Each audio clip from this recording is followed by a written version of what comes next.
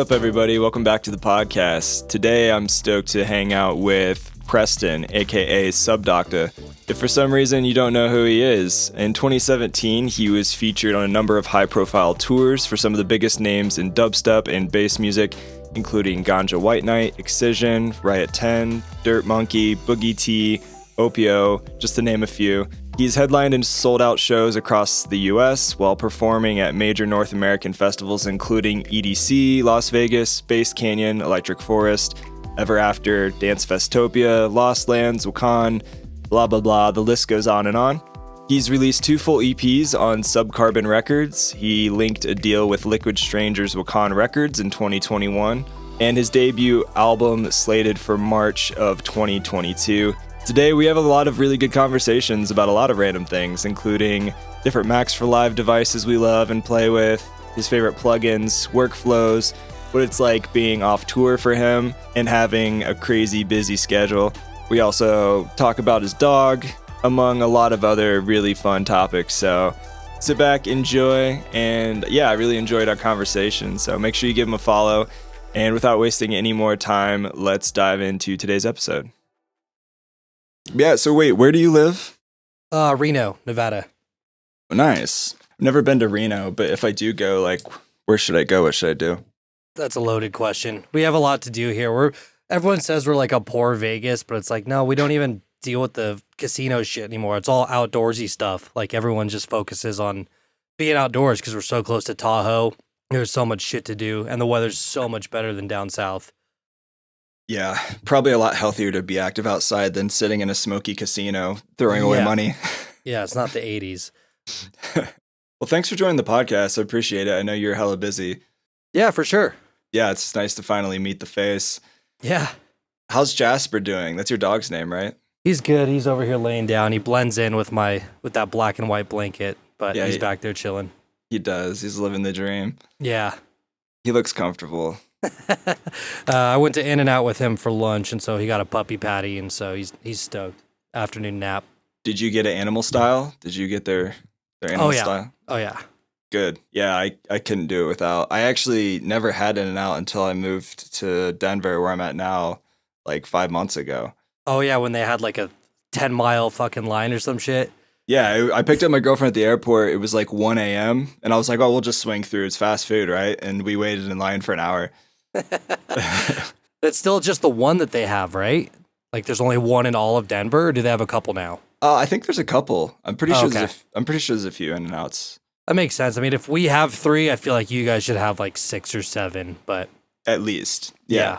And then one in the mountains too, so when you go up there, you can get it as well. Yeah, definitely. I also listened to your recent Lost Lands mix. Cool. It slapped. It was like, I think it was like 2 a.m. when I saw you posted it, and my roommate on the other side, I'm pretty sure she was asleep, and I'm just like blasting it on my studio monitors. I don't know if she appreciated that, but I did. I thought it sounded really good. Oh, that's awesome. I appreciate that. It was fun. Yeah, it looked like a really fun set and an awesome crowd as usual. Yeah, I mean, it was my 3rd time playing, and it was my first like main stage slot. You know, I've always done like one of the sound camps late at night before, so we weren't really sure what to expect at like 2:30 or some shit, 2 o'clock maybe. But no, they turned out early on Sunday, which is impressive because I know music goes late and people are tired on Sunday. Yeah, I mean, Lost Lands 4 days, right? Yeah, because they do the pre-party Thursday, and then so I guess about 4 days. Yeah, man, I'm getting to the age now where like I need a hotel and a comfortable bed. I can't camp or sleep in my car anymore, and like nope. 3 days are usually my max. After that, I'm just kind of ready to go home and sleep. Yeah, I did 2 days at Wakaan the week after Lost Lands. That's more my speed, and it's more of my friends. So like, stayed 2 days there, but I still took the 1.5-hour shuttle every day because I need the hotel. I'm 32. I've done dozens of festivals, you know, in some capacity or another. So I'm like, fuck that. I'm going to a hotel. Yeah, right. You retired to like just wanting to be more comfortable.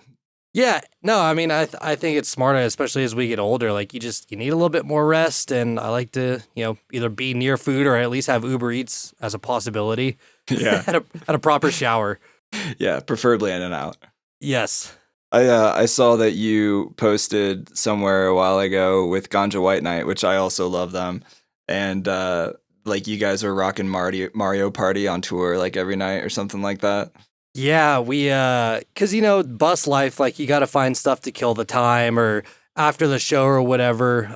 So we would go back after the show and just there would just be like a pile of money on the front of the bus floor and we'd just have like these massive tournaments until like, 4 or 5 in the morning. That's awesome. I think it got pretty rowdy. I love that. Yeah, Mario Party was my game growing up too. Like I had never played it before going on tour with them. I never Really? did. Like, it just never really piqued my interest. I didn't know what it was about. And I was always about like Call of Duty and shit like that when I was a kid. So I was like, but it ended up being super fun. And I was like, damn, I missed out because I got smoked every time. Yeah. Yeah. I didn't know what I was doing. Sometimes that's the best though. I feel like that game is the easiest to break a controller for any game console because you're just like smashing buttons and like spinning the knob as fast as you can to make Mario like hammer something. Right. Well, we all had we had a Switch on the bus, and I think it was one of the audio techs or one of the techs brought a Switch on the bus, and so there was like the 4 controllers or whatever. Yeah.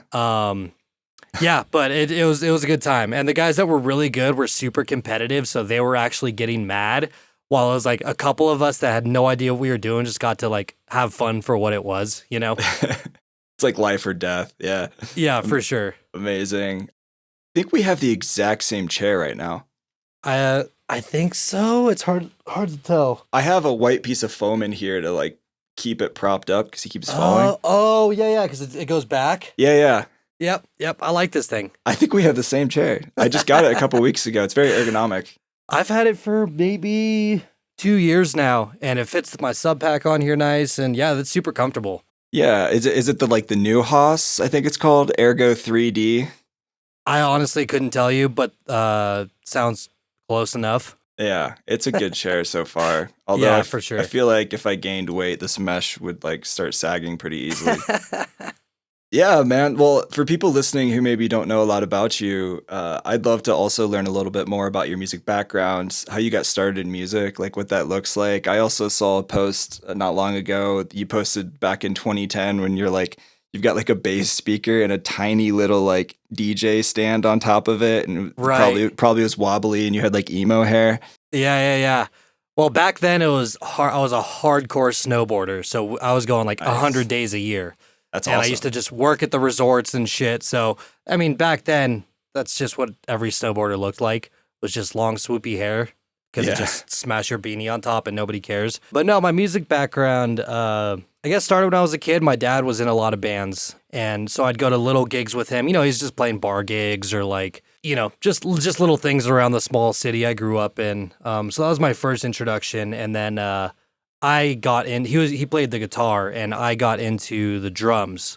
My first favorite band that I can remember was like Blink-182.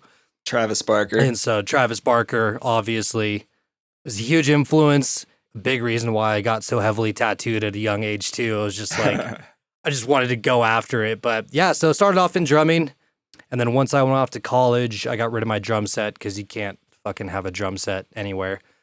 Yeah, that's pretty loud instrument.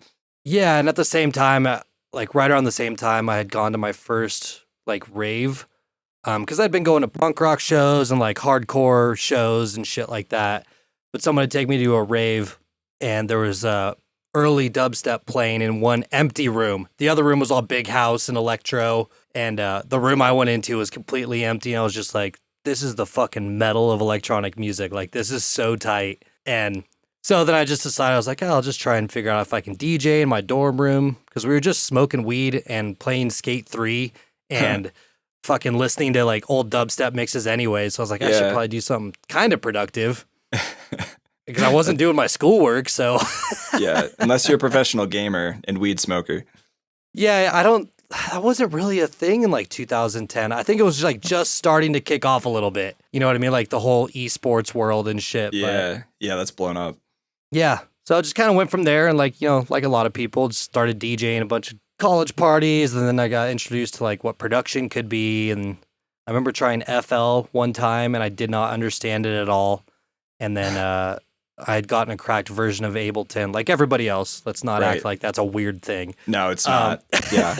So someone gave me a cracked version, and I was like, oh, this makes a little more sense. And then it was just, off to the races, so to speak. Yeah, the extended free trial.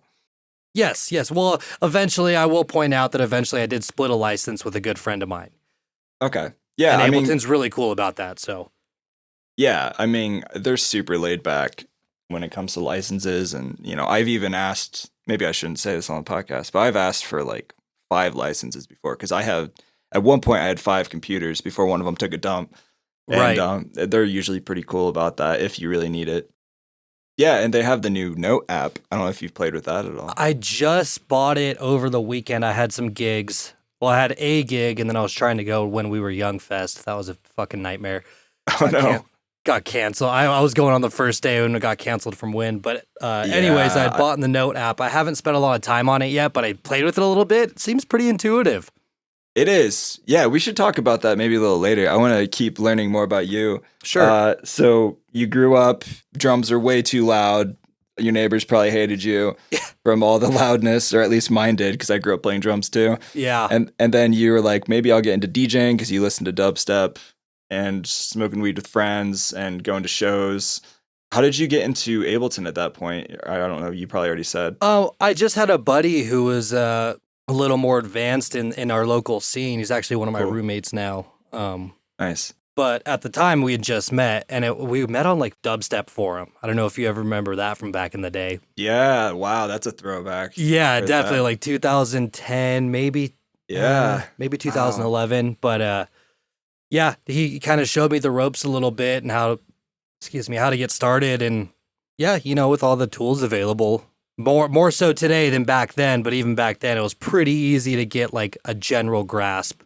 Yeah, just like a good wub operator or something. Yeah, I mean, even just learning, the arrangement mode versus session view and all that shit. Yeah. Just the ins and outs. I mean, these programs are extremely complicated. It takes a long time every time I collab with somebody, especially in person, the amount of things you can do to get to the same result with different techniques is really, really interesting. So. No, I definitely agree. I think sometimes it's like a double-edged sword because there's so many creative options that it could be overwhelming and then you don't actually get there. Or like you just keep experimenting, you get the same result as somebody else by doing like 3 different things. Yeah, so, I mean, what I struggled with mostly was I came up in the pro audio world and I did I worked in live production, live sound for many, many years. And so all the rules I was taught, in the audio courses I'd taken, I had to learn how to get over that hump and actually break them to learn how to get results that my friends and peers were getting, because it was so like drilled into our brains of like, you can't fucking touch red and you can't use a compressor this way. And, just all the things that they teach you then that were old school techniques. Dude, I relate to that 100% because I took an audio engineering class in college and they were like, red is bad. It's the devil. Don't clip. Yeah, all this stuff, and like dubstep's obviously clipping a lot with a lot of your sounds, and like then you get into like the analog versus digital distortion. That's like a whole rabbit trail. But yeah, breaking the rules. I'm glad to hear you say that because I think that's something that people are afraid to do a lot for producers starting out, especially. I think I also like to point out the fact that it's really important to know the rules first before you break them, so you know what you're doing. Yeah, obviously, a lot of what we do is happy accidents. But in order to achieve certain things, you want to have a decent understanding of why you're doing it that way. Yeah. Otherwise, in my opinion, I don't think you can ever get the same result again because you're just throwing shit at the wall and see what sticks. But certain things, I think it's good to have a good foundation. Yeah, just put like 100 OTTs on the master and you're like, it's done. There is some crazy shit that I have some younger buddies of mine do. And I was like, I can't even look at this right now. It's so insane. Yeah, man. I've seen some wild stuff that I never would think of just on YouTube tutorials from people who have like 0 followings. I just like stumbled upon, it was like clickbait, and I like learned some things. I was like, I never would have thought to do that. Yeah, if it wasn't for YouTube, I would not be where I am, because where I live, I couldn't afford to go to like Icon or DubSpot or like any of those places.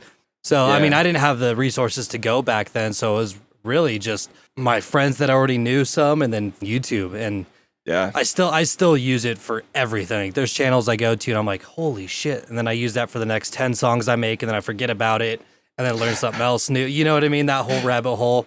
Yeah. I mean, that's part of the fun, though, is like forgetting some of the old of the past and just constantly learning new things. Because I feel like as an artist, for me personally, like that's helped me evolve my style too. It's just 100%. learning new tips and tricks.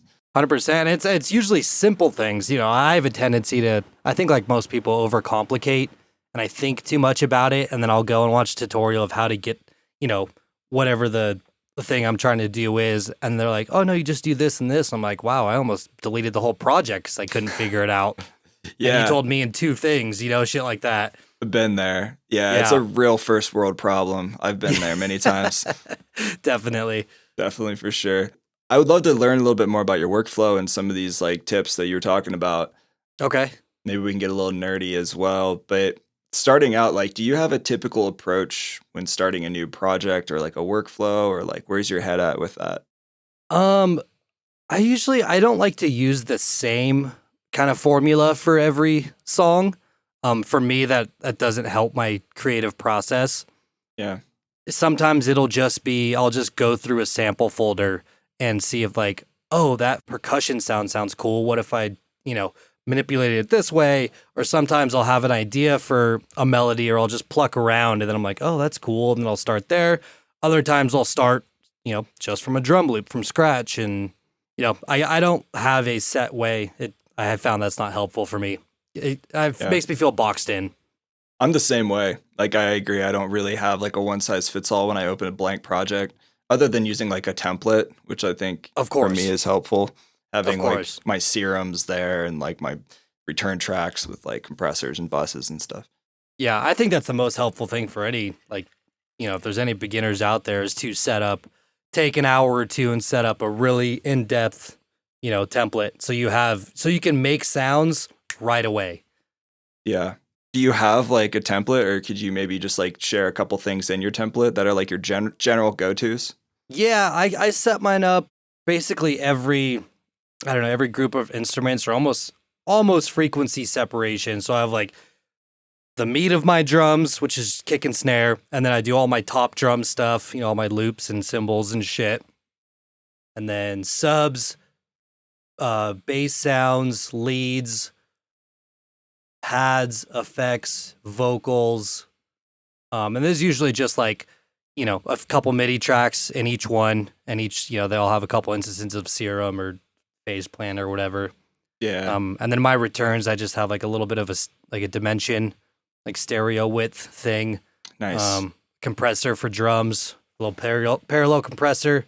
But yeah, and then I have all my sidechains set up with what plugin do I use now? Duck. Duck was a super easy one to use.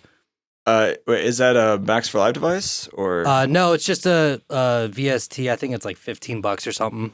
It's called kind of Duck. like LFO Okay. Tool or Kickstarter. Kickstart. Yeah.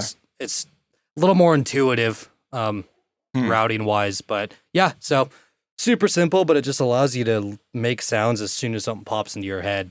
That's cool. Yeah, I mean, there's like a billion ways to sidechain out there. There is, and a lot of my friends will set it up in like, they'll just have like one massive sidechain group and then like vocals or something. But for me, I like to have individual control over everything being sidechained, because not every song, you know, has my top drums sidechained to my snare, or I don't like to sidechain my snare to my sub. I think it sounds really weird. So I like each individual group, I can really dial in like the amount of sidechain being used instead of a one size fits all thing. Yeah, especially when you want your snare to sound like a baseball bat, which is in a lot of dubstep, just like a whoop. Yeah. Well, I mean, in different styles of music too, like more like dark and roller drum and bass will, in my opinion, should be sidechained a little differently than like a heavy dubstep tune. Yeah. Versus a hip hop tune, you know, so just more flexibility for me. Yeah, for sure. As far as like your like go-to Ableton effects, maybe let's talk about sound design, because that's a lot of what you do. I mean, dubstep, most of it really is just sculpting sounds and things. Sure. Do you have any like favorite Ableton stock devices, audio or MIDI effects that like are your babies? You just use them all the time? I mean, nothing out of the ordinary. I mean, I'm a big fan. They just renamed it to Shifter, but the frequency shifter Yeah. is, I mean, I just started getting into that with maybe in the last 2 years. Super, super intuitive. You can get a lot of cool results out of that. And then just standard, really, just, the multi-band compressor is really good.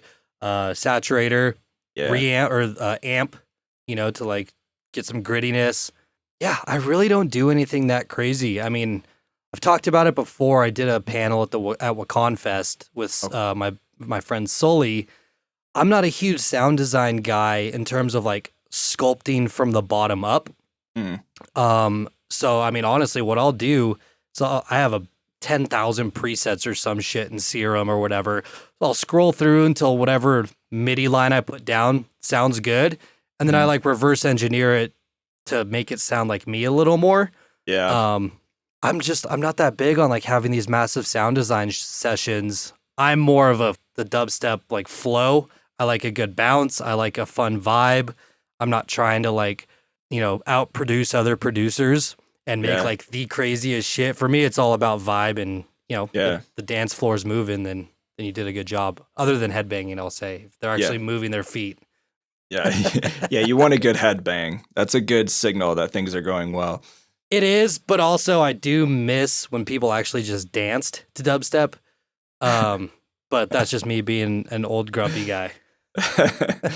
Yeah. I mean, just moving around a little bit. It's hard for my music, especially when I was coming up, because it's not, it's not your typical, boom, boom, headbang like thing. There's some variation in it, or I don't do my drums that static. So when I was coming up and people weren't really sure who I was, all I could see in the peripheral vision of the decks is like the first 4 rows of like 20-year-old kids not knowing what to do. And so I thought, oh, I fucking suck.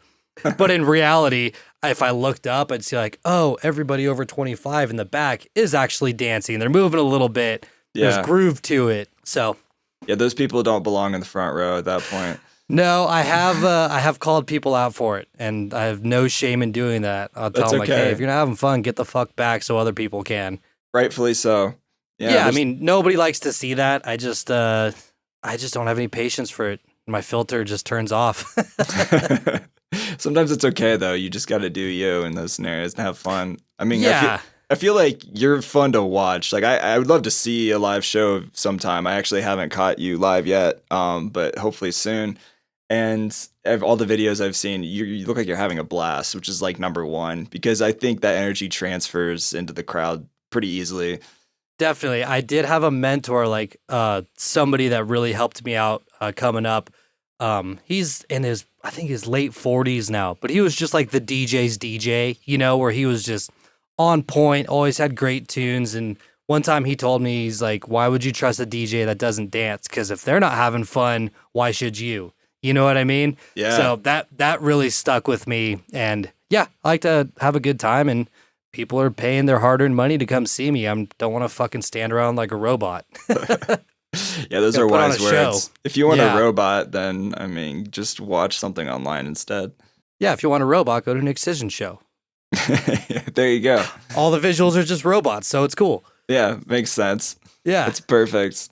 I feel like you can definitely tell when somebody is having a good time while even producing, because you can just hear that vibe in the music pretty easily. And I like what you said earlier about not overproducing, because that's something I still have to try to be really conscious of, and I think a lot of people do, of like just adding more layers is not going to make it sound better.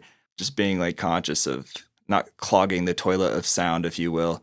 Yeah, I mean, I struggle with it too. I think most of us do. And the biggest thing that I still struggle with, that thank God all my friends that I talk to do also, is like, you get to this level and you think like, oh, all my producer buddies are going to listen to all my releases. In reality, that's not true, because there's so much new music every day that comes out. Yeah. I didn't listen to the new even Ivy Lab album until like 2 weeks after it came out. Shit like that. So it's getting out of my head of being like, oh, they're not going to judge me for whatever I put out. You know what I mean? As long as I think it's decent enough and it goes off well at a show or catches a vibe, then I did my job. Yeah, definitely. That's It's good. That's good stuff. I know for Yeah. me, I've released music that like now I look back and I was like, I think that was my worst song, but it has my most streams right now.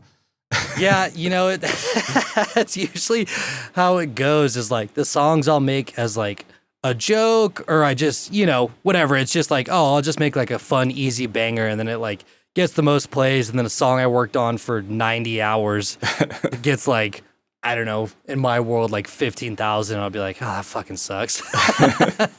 Yeah, man, that seems to be the case. It is Yeah. weird. Like I feel like a lot of the times the best music is produced the quickest. Sometimes, not always. The quickest and like the least complex, because you're always gonna have those producers that make really insane shit, like Amon Tobin or like Noisia or like these like Rave Volt. insane guys. Yeah, exactly. Yeah. But then you realize, well, like the general public just wants something to dance to, Yeah. and so usually it's a less is more situation. Yeah. That's definitely true. Yeah. Well, I'd love to pick your brain on some more of your workful stuff too, because Sure. your music's dope. You mentioned Serum. Do you have any other favorite synths that are your go-tos? I'll do a lot of resampling these days, which is something I wasn't huge into for a long time, just out of like some weird pride ego thing. I was like, oh, I can't use samples, fucking whatever. And then I saw how some people were taking those samples and making them their own. I was like, oh, I didn't know you could do that. So I'll do a lot of resampling stuff now. Just finding a cool bass loop, taking a snippet out of it, throwing it into sampler, mangling the fuck out of it with some real fun third-party plugins that I have right now, like Portal, Rift. Rift is amazing. Rift I is love fantastic. Wild. I mean, honestly, sometimes if I have a sound that's already there and done, I'll just throw Rift behind it and just the default, just like turn it on and leave it because it just adds this like presence. Yeah, same with thermal. Like if you just throw a stock thermal on there, it's just like a little warmer saturation than what I typically get out of the stock Ableton ones. So yeah, there's just a lot of really cool sound design tools out there that can take a loop off splice and really make it your own.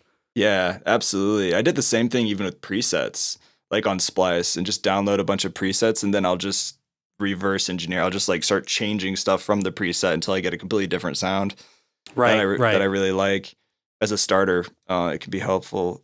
As far as resampling, have you played with the Max for Live device called BIP? BIP? Yeah, I actually leave that on my master at all times. Yeah, me too. Yeah. That's been a game changer for the resampling for me. Yeah, it's just one button instead of like the weird routing resampling shit you would have to normally do. Yeah. Same developer also made Shortcut Buddy. I don't know if you've ever played with that too.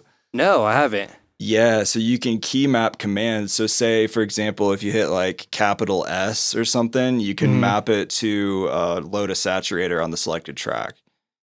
Oh, that's fucking cool. Yeah, or you can MIDI map it too. You can map or key or MIDI map. So if you have like an extra MIDI controller you're just going to throw away or something, like just keep it next to you and then you can map that as all of your like shortcuts. Wow, that would be so fun. I'm looking at my little MPK Mini, like I could put boom, boom, boom, like on those pads. That would be sweet.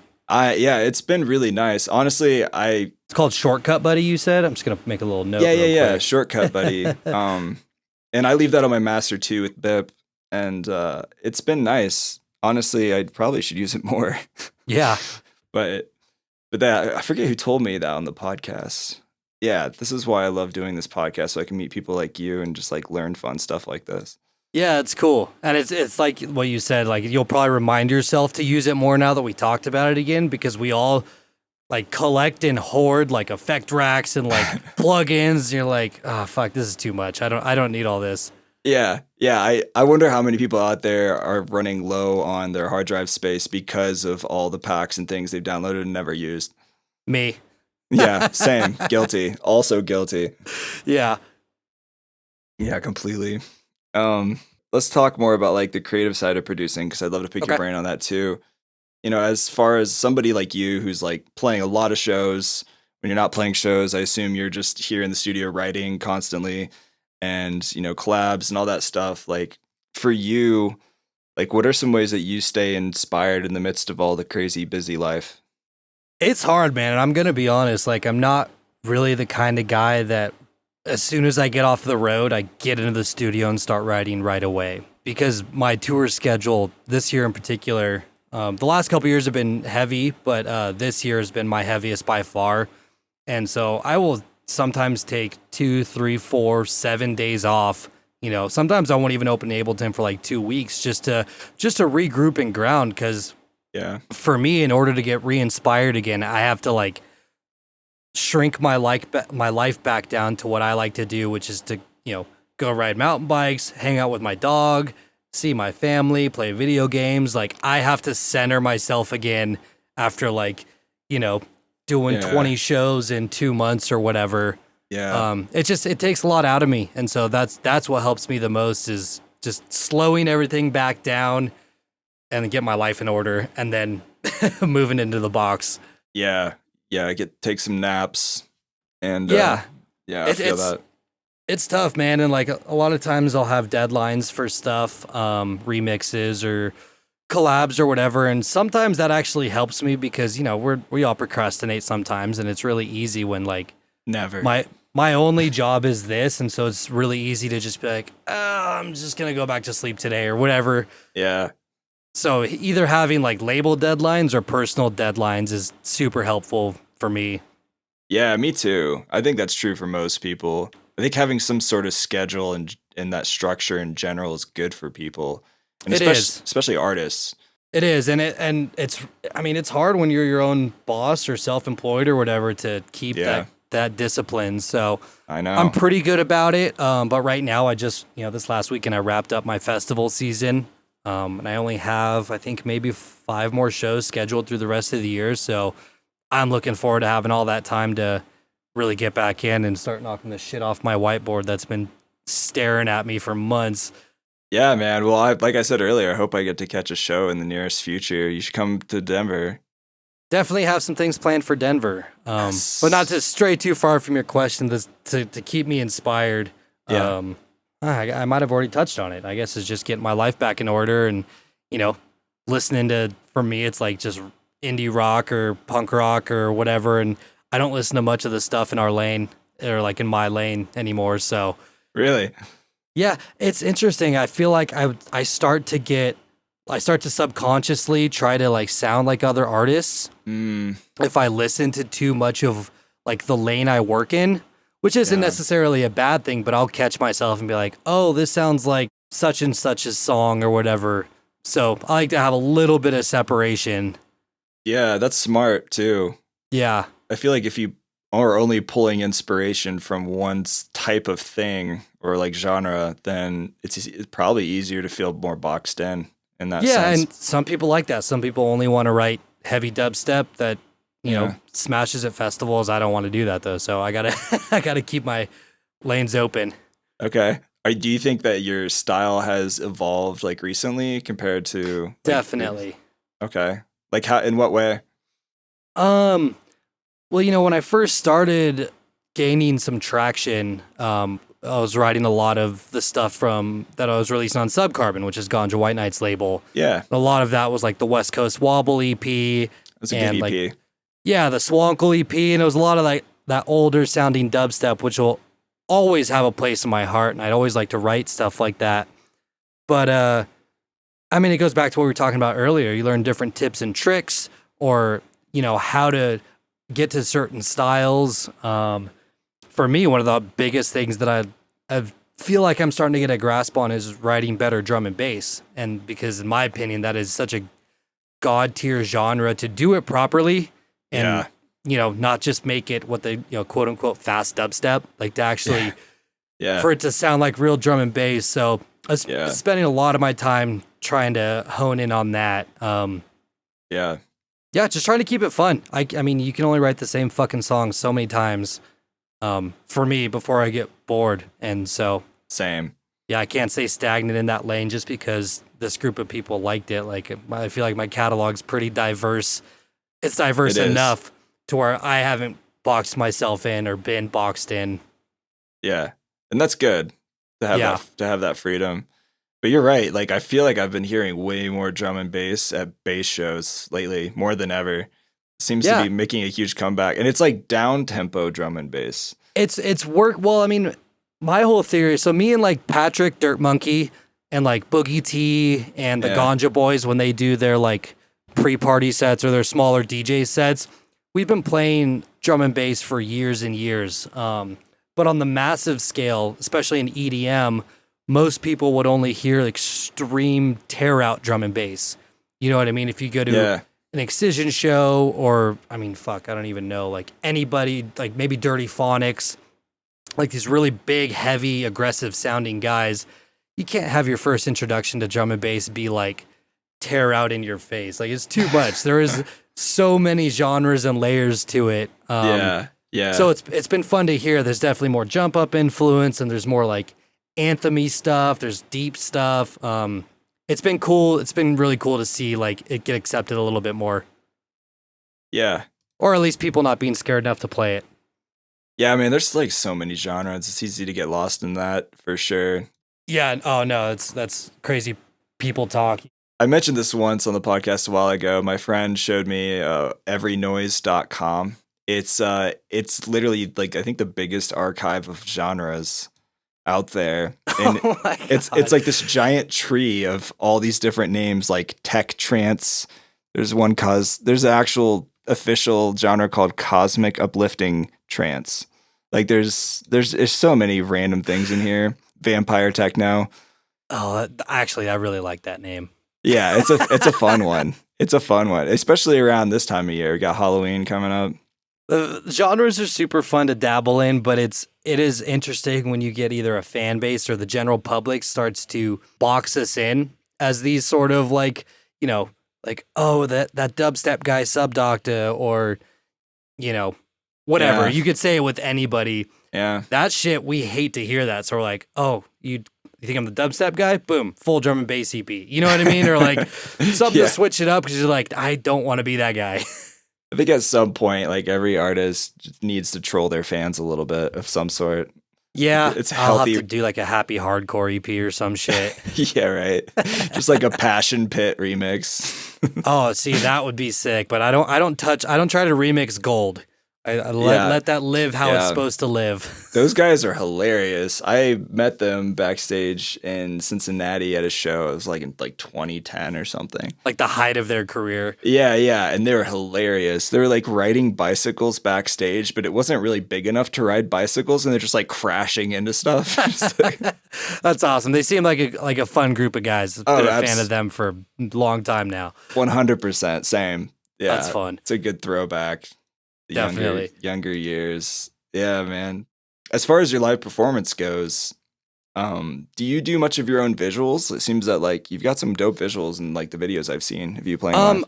Yeah, I mean, I have a visual package. I'm always trying to add to it when we can. It's nice to have like a cohesive, because I don't travel with a VJ or anything like that. That shit really adds up really fast. Yeah. And life is expensive as it is. So right. We usually, you know, for festivals, definitely they have their own house VJs and shit. So like, hey, just play with these loops, have fun with them, and we'll go from there. Yeah, that's fair enough. Yeah, it can nothing crazy yet though. I would like to get to that point, you know, but everything costs money. So yeah, Ganja White Night is a great example of dudes who take that to a whole nother level. Definitely, they've been huge. I mean, huge inspirations even before I met them, and now that I'm lucky enough to be, you know, on most of their big shows and tour with them, and I consider them to be good friends, it's been really fun to watch from when I first heard them in 2010 to where their show is now. It's just fucking awesome. It's good seeing like the underground rise up and create something beautiful like that. Same with like Liquid Stranger. These guys doing massive shows. Those are the guys that have definitely earned it. Oh, for sure. They've been doing it a really long time.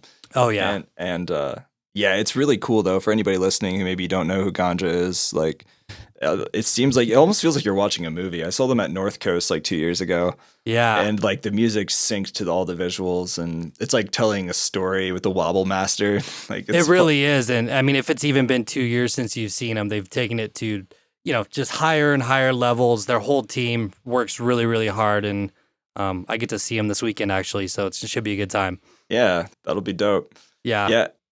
So when you're preparing like one of your live sets, what does that look like? I mean, do you have like a specific process, how you bounce or organize your set list? It it ends up being very time consuming on my end. I like to have everything mixed as not like pre-mixed, but I like to have all my tracks laid out very specifically. I don't do on the fly mixing anymore because, some shows are 5,000, 10,000 people. I don't want to be up there doom scrolling for the next track on the CDJ. I want to know what it's going to play, what it's going to sound like. I like to create a story as well. And for me, DJing I still think I'm a better DJ than a producer personally. So I think having the ebb and flow, peaks and valleys, and really trying to create a story and, give breaks when needed and then go hard when needed. And that's really important to me. Yeah. It definitely got easier as I started headlining more shows and playing bigger festivals. But it's a lot of prep and record box. Okay. Yeah. Assumed record box is what was going on. Yeah. You ever play with mixed in key? I did when I was on Tractor, probably like 7 or 8 years ago. I've been DJing for like 12 years now. So like 7, 8 years ago when I was still on Tractor, they didn't have the key reading or like key analyzing shit in it yet. So I did mixed in key for that. Record box has its own like key detection system now, but I still pull up the Camelot wheel because I cannot remember the circle of fifths. I know, me too. I've tried so many times. So I just leave it on my desktop and I'll open record box with the circle of fifths and be like, okay, I can get D flat, can go into F major, all that shit. yeah, definitely. I use the numbers instead of figuring it out yourself from scratch. Yeah, it's a lot of work. I like to make my sets really with conviction. I like to make sure that it is the best show that I can bring. Yeah, well, it seems to be paying off, and for you, I mean, you've been playing some really great shows, and it's working. It's working. It's so crazy. It's like every time I get off stage at a big festival or something, I'm always like, how the fuck did I get here? I used to just play at college parties. It's pretty wild, but I try to remind myself of, all the steps it took to get here. Well, maybe that's why you got there, is because you had that mentality of just like taking those steps and then also like just being humble and like just doing what you love, That definitely. And I think me and my friends talk about this too. You can really tell who's in it for the love of the game. And me and all my close friends that are, at this level or higher, this is never the goal. It was a creative outlet. It was our pen and paper. It was our fucking therapy. It was our poi. It was our whatever art that we wanted to do. That's how we started doing it. And then it got to this point, just from repetition and love of the game. Yeah, man. That's how it should be too. Well, you can tell who's not really in it, or like, you see the flash in the pan acts, or, they put out one hit, they can't follow up. And it's all about consistency, longevity, and trying to keep a good head on your shoulders. Yeah, it's been a lot coming out the last couple of weeks of people who were exposed for some of the things that they did. Yeah, I mean, it's really interesting in our world, especially like on Twitter. Yeah, everyone calls it like EDM Twitter, but it's like there's so many terrible things happening in so many different aspects of life. We just have a pretty narrow population, I guess, a small enough group to where we can actually take accountability within the group. It's not fucking Hollywood. It's not pop stars. We're all fairly accessible, and seeing people get called out for accountability or for wrongdoings is definitely something that we need. Yeah, I agree 100%. Yeah, I just saw comments of like, oh, why is it so toxic in the scene? I was like, we're just a small enough pool to where we can actually do something about it, and it's not unreachable. Yeah, and that stuff's been happening since the beginning of time. It's just now, now it's actually going public because of social media, and people are talking and have an outlet to do that. Yeah, which is beautiful. I mean, we need more of that, and for sure. There's good people out there, and That's right. Hopefully, it just makes waves for those people. And hopefully, in theory, you'd like this to fucking slow down or stop ultimately, and the power dynamic shifts and all these terrible things happening. So it's an interesting time to be an artist or anybody in the public space. Yeah, it really is. But I'm thankful that people are talking who need to talk. So yeah, 100%. That's good. Couldn't agree more. Keep it coming.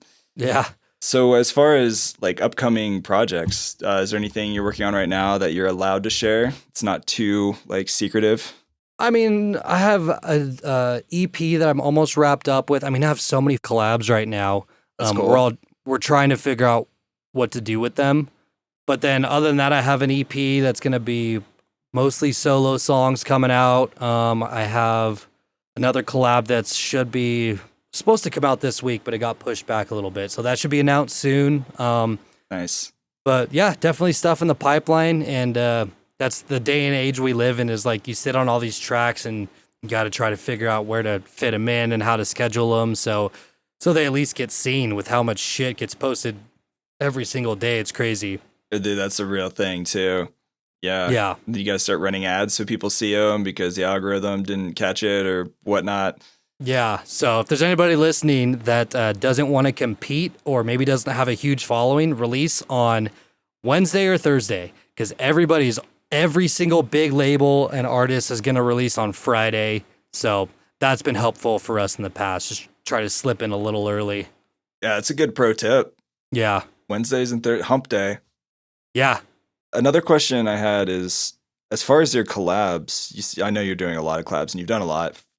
Do you typically work with audio stems? Do you bounce them and send them? Or do you just work within Ableton? Because I know there's like project compatibility and plugins and all that fun crap that you have to deal with when collabing sometimes.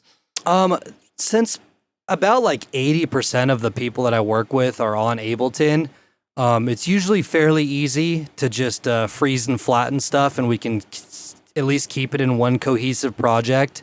Yeah. There's always some little hiccups here and there, or like a little bit of bugs. But that tends to be the easiest. But if I do work with people that are in Logic or FL or fucking whatever else is out there these days, what I started doing, like I did a collab with this guy Lost from the UK, who's one of like the pioneers of like, what you would call like early rhythm sounds. Absolute awesome guy, great music. But we started working over Discord because he was in the UK. So I would we would have one master session. We passed stems back, I think, twice, and then we kept it within his session, just for delays and, things that aren't always compatible. And then I would just write parts with him live on Discord, Dropbox them to him in the chat. And then he sent me the final stems so I could mix them down. And yeah, I mean, there's so many ways you can go about it these days, and it's cool. Yeah, for sure. Yeah, definitely. I try not to have to export a bunch of stems if you don't have to. Thank God on Ableton it's easier to do than it used to be, but just export all tracks. So I know, I think it's 9. FL or Cubase or something. You have to fucking select every single one and export it. Ugh. Yeah, sounds terrible. Ain't nobody got time for that. No. Hard pass. Yeah. Cubase was like my first love though, as far as like when I was learning mixing and stuff in school. Oh, interesting. I've never once got into Cubase. I know the Ganja boys still use Cubase. Really? Yeah. For producing? Yeah. Interesting.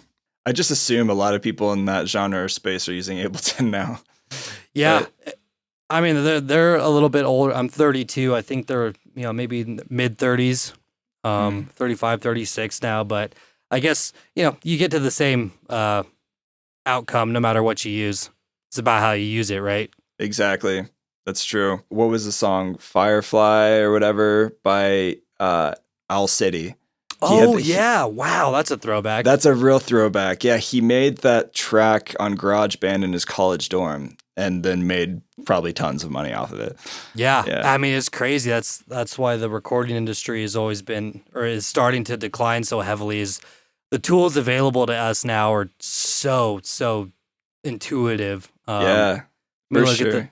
Billie Eilish's first CD. Like that was all produced, you know, at their house. And of course, it gets sent off to professional mixing and mastering. But Yeah. even just to be able to lay down those ideas with a microphone and a keyboard to create a #1 album in the world, Yeah. it's pretty cool. It is amazing. Like technology has gone. It actually makes me really wonder what the future of recording studios are for like modern music. Because I mean, unless you need a place to track drums, you don't need to go into like a big expensive studio and pay $100 an hour anymore. Right. So It would be fun if you were in a band to be able to do that. But yeah, in our lane of work, we don't really need to do that. no, definitely not. Yeah, I was in the Ableton Certified Training Facebook group, and one of the trainers posted about how they were using the Ableton Note app to do like sampling, and it was actually really smart because like with the Note app, you can sample off of your iPhone, and it's surprising the quality you can actually get on your iPhone if you're in a quiet place. Like just like an internal recorder on the app. Yeah, and then you can drop it straight into sampler too. So it automatically is a sampler, and then you just syncs up to the cloud in Ableton. So then you just record anything you want. It could be like some silly something. You could record the subway. You could record your voice singing like a proper final take. And then, that's cool. So we don't have to use like the voice memo app anymore, and then like export it as some crazy file type. Exactly. Oh, that's cool. Yeah, like I said, I hadn't gotten much into it, but that's really cool. And I also haven't done the cloud stuff on Ableton either, so I should probably do that and sync it all up. Yeah, it's so easy. Like a 5-year-old could do it in a second. It's not too hard. Well, a lot of 5-year-olds are more tech savvy than we like to give them credit for these days. That is true. That is true. I saw an article the other day. It was like some 13-year-old kid ended up hacking somebody's computer at Starbucks and like drained their bank account. No shit. Yeah, he was like 13. I was like, are you kidding me? Like when I was 13, like I didn't even know how to tie my shoe. Like I was crashing my bike every single day outside on the streets. Right. Exactly, man. It's mind-boggling. Yeah. So I don't know, but technology, it's wild. Yeah. So are you going to be doing more Nerf blasting on Twitch? Is that going to be? I don't even know what that is. You did a Twitch stream recently, and somebody was talking about Nerf blasting, and you didn't know what it was, and then you made some like really funny comments that I probably can't say on the podcast, but it was hilarious. Oh, I do remember. Well, since I'm home, I do like to stream. It's a fun way to let some steam out after a long work week. It's really easy for me to just DJ, and like doing that through the pandemic reminded me of how much I just like to sit and mix songs together. Yeah. That aren't mine. Yeah. So it's been a super fun, just a release. And so now that I'm home for a few weeks off, I'm gonna start doing some more for sure. It's fun. I think I'm gonna stream some games soon too. Oh, cool. Could other people play with you then? I've never gamed on Twitch before, so I don't know. I haven't either. I think I would probably set it up as like, if you're a subscriber, we could play a couple matches together, or I don't really know. I've never really looked into it, and I don't watch gamers stream, so I don't know. But yeah, that'd be a fun way to engage with fans, just like have them play games together. Yeah, exactly. I mean, I've met people, most of us that do online gaming, I've met people, over the pandemic, especially, where I'd put out a tweet where I'd be like, hey, we need one for hardcore search and destroy on Call of Duty Modern Warfare. And then I get a couple friend requests, play with them. And then like I got to meet them once shows started going back up. And it's pretty cool when you get to meet someone that you've been playing games with for 6 to 8 months or whatever. Yeah. So yeah, it's something I'm going to look into for sure. Sweet, man. Well, maybe I'll jump on and play with you sometime. Yeah, that'd be cool. Could use a good distraction. Yeah, from all the other distractions that our lives are filled with. Yep, right. It's never ending. This modern electronic era. I have like 5 screens in front of me right now. I'm like, this is fucking, this would have killed somebody in the 1700s. All this blue light. Right. I have an epileptic attack. Yeah. Yeah. I need another monitor actually. Because I've been really into video lately, and I'd like to have one just for monitoring like my video feeds. For streaming and stuff. That would be cool. That would definitely be cool. It's the move. Yeah, I get an A10 Mini. It's like a really good video card by Blackmagic. Okay. But I don't know if you do much in video at all. I'm a Nope. complete noob. I'm such a noob when it comes to this. Nope. I barely was able to set up the fuck is it even called? OBS. OBS, yeah. For my own streaming, I was like, I am learning a whole new world that is not my specialty in any way. Yeah, my buddy during the pandemic like really helped me as far as like trigger specific actions and scene changes from Ableton into OBS. So that's it's like cool. So if I like launch a clip, then it would like do a scene change in OBS, or it would fire like a certain effect and stuff. That's cool. I think I'm going to get one of those new Mac Studios soon. Oh, nice, nice. Yeah, just to have the computing power I want, and those M1 chips are just unbeatable right now. But that's been the thing that's held me back, is just producing on. I have two older, now they're just old MacBook Pros. So yeah, if you have the computing power, man, you can do some really wild shit. Yeah, I love my M1. It's the Mac Mini, and it's crazy powerful for how tiny it is. I thought about getting one of those too. But yeah, maybe I can pick your brain about it after the podcast. But yeah, there's lots of cool options out there. Hit me up anytime. Yeah, they're cool because you can sync them together with like just a simple Ethernet jack. So then you can run two of them together, and they're like reasonably priced for as powerful they are. They are definitely reasonably priced compared to what the old Mac stuff used to be. Yeah, dude, you're going to buy like an old Mac Pro Studio or whatever, like for the same computing power, you'd be paying like easily like $6,000 or $7,000. Yeah, well, and that's the cool thing. I mean, with the M1 stuff, because for years I was like, I don't want to fucking build a computer. Like, I don't like Windows. Same. And it was just the cheap way to go. So I was like, I'm just going to take these MacBook Pros to the absolute limit. And then now that these things came out, I'm like, oh, cool. I can still stay on what I'm used to. And they're actually smaller and more powerful. Yeah. It's pretty wild. Yeah. Shout out RIP Steve Jobs.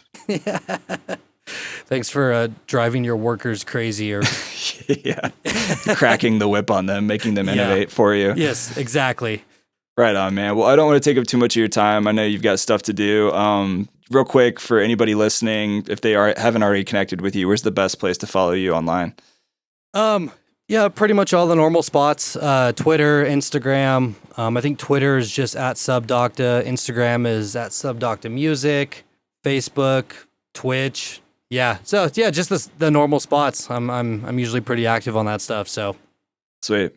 Awesome. Yeah. And everybody listening, as always, check the links in the show notes. I'll include all those links down there for you if you don't want to go randomly search for those.